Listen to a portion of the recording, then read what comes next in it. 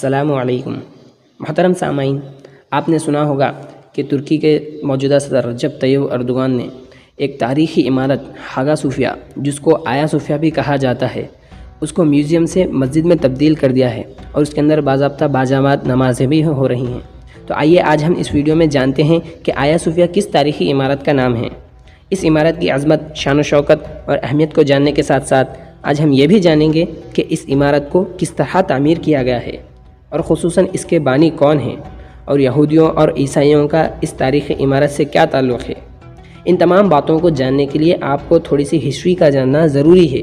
تو آئیے آج کے اس ویڈیو میں مستند تاریخی حوالے سے قیمتی معلومات فراہم کرتا ہوں، جس کو مفتی تقی عثمانی صاحب دامت برکاتہم نے اپنی مایہ ناز کتاب جہان دیدہ میں فتح قسطنطنیہ کے باب میں آیا صوفیہ پر بہترین تاریخی معلومات لکھی ہیں۔ تو آئیے آیا صوفیہ کے ماضی اور حال کے تاریخی پس منظر پر نظر ڈالتے ہیں۔ آیا صوفیہ سلطان محمد فاتح کے ہاتھوں فتح قسطنطنیہ ہونے تک مسیحیوں یعنی عیسائیوں کا دوسرا بڑا مذہبی مرکز بنا رہا ہے۔ تقریباً 5ویں صدی عیسوی سے مسیحی دنیا دو بڑی سلطنتوں میں تقسیم ہو گئی تھی، ایک سلطنت مشرق میں اور دوسری سلطنت مغرب میں تھی۔ مشرقی سلطنت کا پایہ تخت قسطنطنیہ تھا اور اس میں بلقان، یونان، ایشیائے کوچک، شام، مصر اور حبشہ وغیرہ کے علاقے شامل تھے، اور وہاں کا سب سے بڑا مذہبی پیشوا پیٹرک کہلاتا تھا۔ اور دوسری بڑی سلطنت مغرب میں تھی، جس کا مرکز روم یعنی اٹلی تھا۔ یورپ کا بیشتر علاقہ اس کے زیر نگین تھا اور یہاں کا مذہبی پیشوا پوپ یا پاپائے اعظم کہلاتا تھا۔ ان دونوں سلطنتوں میں ہمیشہ سیاسی اختلافات کے علاوہ مذہبی اور فرقہ وارانہ اختلافات جاری رہے۔ مغربی سلطنت، جس کا مرکز روم تھا، وہ رومن کیتھولک کلیسا فرقے کی تھی، اور مشرقی سلطنت آرتھوڈکس کلیسا فرقے کی تھی۔ آیا صوفیہ کا چرچ یہ آرتھوڈکس کلیسا کا عالمی مرکز تھا۔ آیا صوفیہ کی مسیحیوں کے یہاں اہمیت۔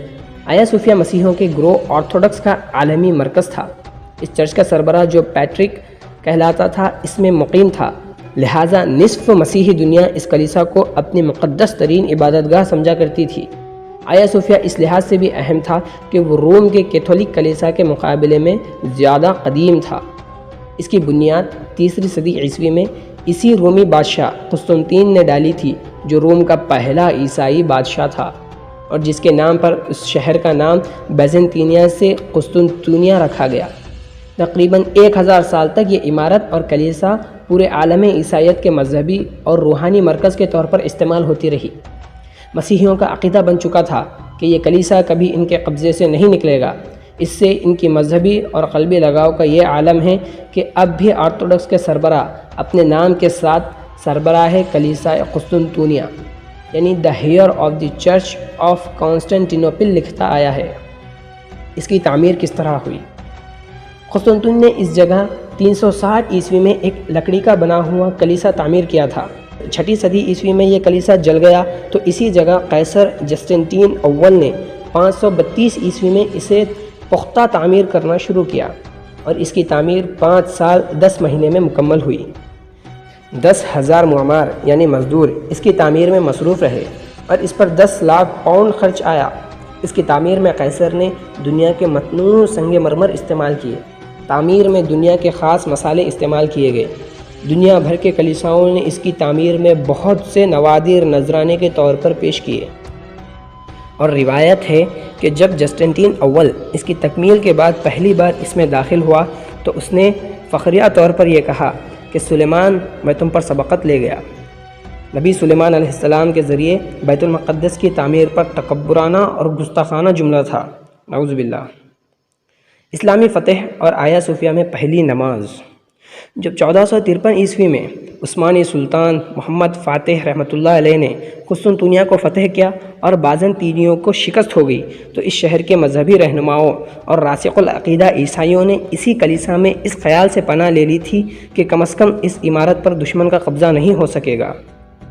اس وقت یہ تمام لوگ ایک توہم پرستی کے شکار تھے، جس کے خیال یہ تھا کہ اگرچہ کوئی باہر کا سلطان، عثمانی سلطان یا کوئی اور سلطان اس کے اوپر حملہ کرے گا تو ان لوگوں کو، تمام لوگوں کو جمع ہو کر ایک چرچ کے گنبد کے نیچے جمع ہو جانا ہے، اس کے بعد آسمان سے ایک فرشتہ ہتھیار لے کر آئے گا اور تم میں سے ایک غریب نوجوان کے ہاتھ میں وہ ہتھیار دے گا، پھر وہ نوجوان اس سلطان کے خلاف، اس کی فوج کے خلاف جنگ کرے گا اور تمہیں فتح ہوگی۔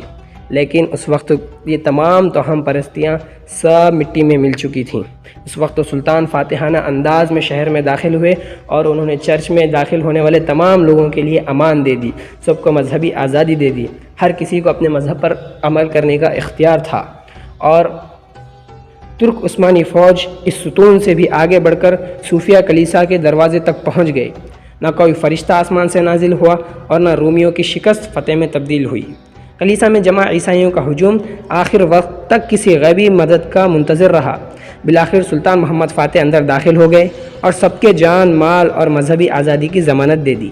فتح کے دن فجر کی نماز کے بعد سلطان محمد فاتح نے یہ اعلان کیا تھا کہ انشاءاللہ ہم ظہر کی نماز آیا صوفیہ میں ادا کریں گے۔ چنانچہ اس دن فتح ہوئی اور اس سرزمین پر پہلی نماز ظہر کی ادا کی گئی۔ اس کے بعد پہلا جمعہ بھی اسی میں پڑھا گیا۔ آیا صوفیہ میں 500 سال تک نماز ہوتی رہی۔ قسطنطنیہ چونکہ سلطان کی طرف سے صلح کی پیشکش کے بعد بزور شمشیر فتح ہوا تھا، اس لیے مسلمان ان کلیساؤں کو باقی رکھنے کے پابند نہ تھے، اور اس بڑے چرچ کے ساتھ جو توہمات اور باطل عقیدے وابستہ تھے انہیں بھی ختم کرنا تھا۔ اس لیے سلطان محمد فاتح نے اس چرچ کو مسجد میں تبدیل کرنے کا ارادہ کیا۔ چنانچہ اسے مال کے ذریعے خریدا، اس میں موجودہ رسموں اور تصاویر کو مٹا دیا یا چھپا دیا گیا اور محراب قبلہ رخ کر دی گئی۔ سلطان نے اس کے میناروں میں بھی اضافہ کر دیا تھا۔ اس کے بعد یہ مسجد جامع آیا صوفیہ کے نام سے مشہور ہو گئی اور سلطنت عثمانیہ کے خاتمے تک تقریباً 500 سال تک 5 وقتہ نماز بھی ادا ہوتی رہی۔ عمارت آیا صوفیہ کے سامنے ایک خوبصورت چمن ہے۔ اس کے بعد اس کا مرکزی دروازہ ہے۔ دروازے کے دونوں طرف وہ پتھر نصب ہے جہاں پہرے دار کھڑے ہوتے تھے۔ اندر وسیع ہال ہے جو مربع شکل کا ہے۔ اس کی چوڑائی جنوب سے شمال تک 235 فٹ ہے اور بیچ کا گنبد 107 فٹ کا قطر رکھتا ہے اور چھت کی اونچائی 185 فٹ ہے۔ پوری عمارت میں 170 ستون ہیں۔ چاروں کونوں پر مسلمانوں نے 6 ڈھالوں پر اللہ، محمد، ابو بکر، عمر، عثمان اور علی نہایت خوشخط لکھ کر لگایا ہوا ہے۔ اوپر چھت کی طرف بڑے بڑے خوبصورت روشن دان بنے ہوئے ہیں۔ عمارت میں سنگ مرمر استعمال کیا گیا ہے۔ بے شمار تختیاں لگی ہوئی ہیں جن پر عربی خط میں لکھا اور نقش و نگار کیا گیا ہے۔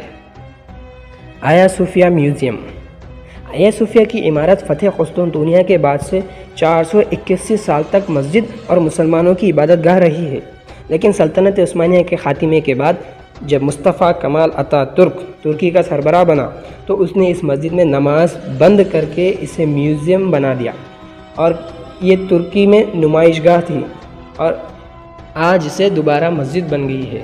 الحمدللہ۔ اردگان نے 24 برس بعد وعدہ پورا کر دیا۔ ترکی کی اعلیٰ عدالت نے متفقہ طور پر دنیا کی تاریخی عمارت آیا صوفیہ یا ہاگیا صوفیہ میوزیم کو دوبارہ بحیثیت مسجد بحال اور 1935 میں اتا ترک کابینہ کا آیا صوفیہ کو میوزیم میں تبدیل کرنے کا فیصلہ منسوخ کر دیا۔ اردگان نے 24 برس بعد اپنا وعدہ پورا کر دیا۔